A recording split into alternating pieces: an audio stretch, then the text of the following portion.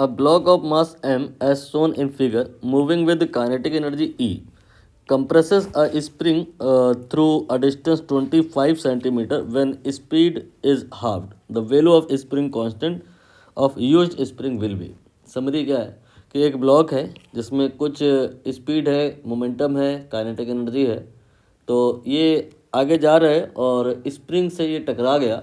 Spring beginning में तो natural length पे है, लेकिन because of the momentum of the block ये जो स्प्रिंग है कंप्रेस होना स्टार्ट होगी, और स्प्रिंग जब कंप्रेस हो जाएगी तो रिस्टोरिंग फोर्स आएगा उसमें, और उस रिस्टोरिंग फोर्स की वजह से ये आपका जो एम है इसमें स्पीड कम होने लगेगी, रिटार्डेशन आएगा, और इसकी speed after some time half हो जाएगी, और फिर वहाँ पर इसका जो कंप्रेशन हुआ है स्प्रिंग का वो गिवन है 25 सेंटीमीटर। बताना है स्प्रिंग कांस्टेंट कितना होगा। जो अगर आपको समझ में आ गया है तो आप एक बार क्वेश्चन ट्राई कर लीजिए, नहीं तो मैं ब्रीफ कर देता हूँ, एक्सप्लेन कर देता हूँ पूरा कंप्लीट। ऐसा है कि यहाँ पर अभी जो ये एम है इसकी काइनेटिक एनर्जी ई के बराबर है, और यहाँ पर एक्स जीरो है। एक्स क्या है?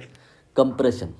यहाँ पर कोई कंप्रेशन नहीं हुआ है, लेकिन ये ब्लॉक धीरे धीरे आगे जाएगा तो स्प्रिंग कंप्रेस होने लग जाएगी। ये स्प्रिंग यहाँ पर देखिए कंप्रेस हो गई है, और अब जो ये ब्लॉक है इसमें काइनेटिक एनर्जी उतनी नहीं होगी जितनी पहले थी।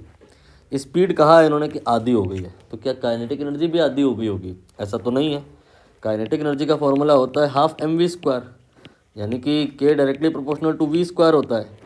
जो अगर वी आधा हुआ तो काइनेटिक एनर्जी आधा थोड़ी ना होगा, स्क्वायर हो जाएगा, 1/4 हो जाएगा। तो अभी यहाँ पे काइनेटिक एनर्जी E/4 हो गई है, तो काइनेटिक एनर्जी यहाँ से यहाँ तक आने में E/4 हो गई, तो जो बची वो जो लॉस हुई कितनी हुई? E - E/4 यानी कि 3E/4। अब ये बताओ ये लॉस जो काइनेटिक एनर्जी में हुआ है ये गया कहाँ है? स्प्रिंग कंप्रेस हो गई है, तो compressed spring have more potential energy. Spring की पोटेंशियल एनर्जी की फॉर्म में ये स्टोर हो गई है। स्प्रिंग की पोटेंशियल एनर्जी होती क्या है? वो होता है हाफ के एक्स स्क्वायर। बस अब आप यहाँ पर वैल्यू पुट कर दो, आंसर आ जाएगा।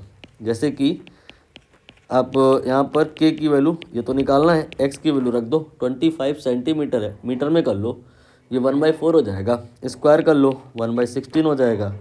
और अब इसको आप सॉल्व कर लो तो के ये आपका हो जाएगा 2, और ये हो जाएगा 8, और 8 × 3 ये हो जाएगा 24E। और ये जो आएगा उसकी तुलना आपको NE से करनी है। ये रहा NE। तो जब आप इसका कंपैरिजन NE से करेंगे तो n की वैल्यू आपको समझ में आ जाएगी। n की वैल्यू यहाँ पे 24 होगी, और यही आंसर है।